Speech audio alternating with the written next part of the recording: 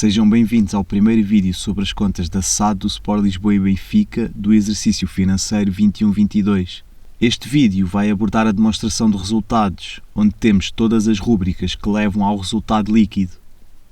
Neste exercício, a SAD agravou o prejuízo comparativamente ao período anterior e vou tentar explicar o que levou a isso. Comecemos com os rendimentos e ganhos operacionais, que se dividem em 3 rúbricas. Por sua vez, cada uma destas 3 desdobra-se em sub-rúbricas.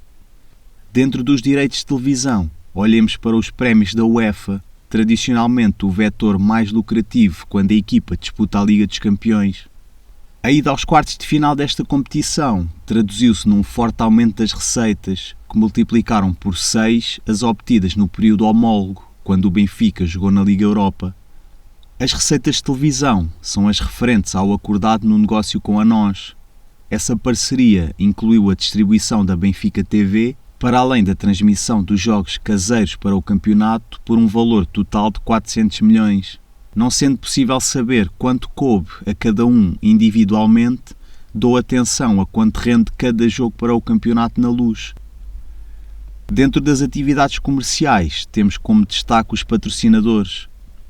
No relatório é dito que, embora ainda se tenham sentido efeitos negativos da pandemia, esta rúbrica teve um comportamento de assinalar.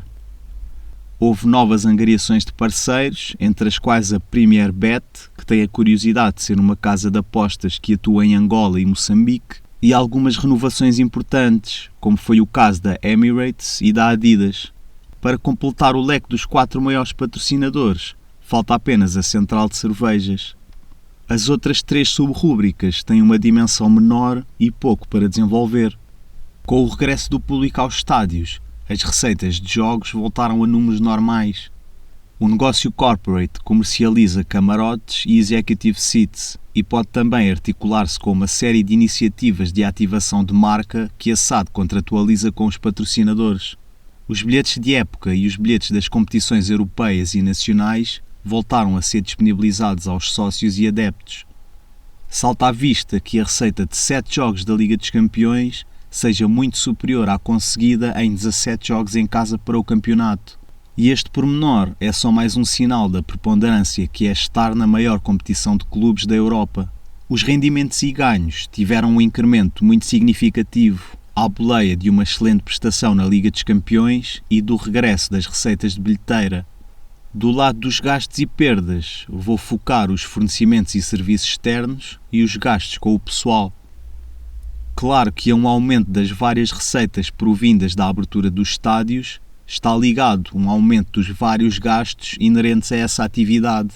Como a SAD não detém participações financeiras em nenhuma empresa do Grupo Benfica, tem protocolos com as empresas dessa esfera que prestam serviços necessários para a SAD desenvolver o seu negócio. São exemplo disso os gastos com a Benfica Estádio e com a Benfica TV. Os gastos com o pessoal são discriminados, desde logo entre aquilo que são as remunerações da administração e do pessoal. O Conselho de Administração da SAD conta com 9 elementos, sendo que 4, como representantes do clube, não são remunerados. A remuneração dos restantes é especificada neste quadro. Apenas Domingos de Oliveira recebeu remuneração variável e é impossível saber em concreto quais os objetivos cumpridos que levaram a essa atribuição adicional.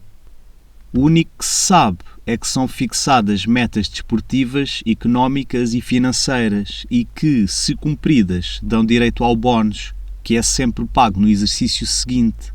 Ou seja, o bónus recebido atendeu a objetivos cumpridos na época 2021. Em relação às remunerações do pessoal, as fixas subiram ligeiramente e as variáveis de forma considerável, o que não é surpresa, dada a campanha bem-sucedida na Liga dos Campeões. É de notar o valor negativo nos benefícios pós-emprego, que representa a caducidade de um contrato coletivo de trabalho que beneficiava os trabalhadores da SAD, que conta aprofundar no vídeo sobre o balanço. Os gastos e perdas operacionais subiram, mas em muito menor proporção da subida dos rendimentos e ganhos, o que permitiu um crescimento do resultado operacional sem direitos de atletas. Ainda assim, este foi deficitário. Seguem-se as rúbricas que nos vão levar primeiro ao resultado com transações de direitos de atletas, acrescentado por mim, e depois ao resultado operacional. Os resultados com as vendas de passes de jogadores são apresentados em 3 quadros diferentes. Neste primeiro, há uma separação daquilo que representa um rendimento e aquilo que representa um gasto. Os ganhos e perdas com alienações são já dados na forma de mais e menos valia. Neste segundo quadro, há uma reorganização das subrúbricas para tornar mais claro aquilo que advém das alienações de passes e aquilo que são outros tipos de rendimentos associados a jogadores. O resultado final é exatamente igual. No terceiro quadro, as vendas aparecem em valor bruto e em baixo todos os descontos que têm de ser feitos para se chegar aos valores líquidos. É interessante verificar que de um exercício para o outro, um montante bruto em vendas superior deu origem a um valor líquido inferior, que tem justificação no valor líquido contabilístico e nos compromissos com terceiros no relatório de 21-22. O exercício financeiro anterior teve a venda do Rubén Dias, cuja mais-valia foi muito elevada, dado que o jogador, sendo da formação do clube, tinha um valor líquido contabilístico quase nulo. As amortizações e PPIs em direitos de atletas pressupõem perdas de valor nos passes dos jogadores.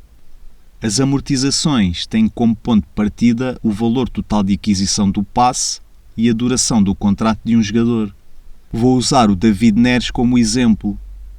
Se tivermos estes dois dados, podemos calcular o valor da amortização por mês e anual. Este cálculo é feito para todos os jogadores do plantel. No caso das PPIs, a perda pode ter diferentes origens.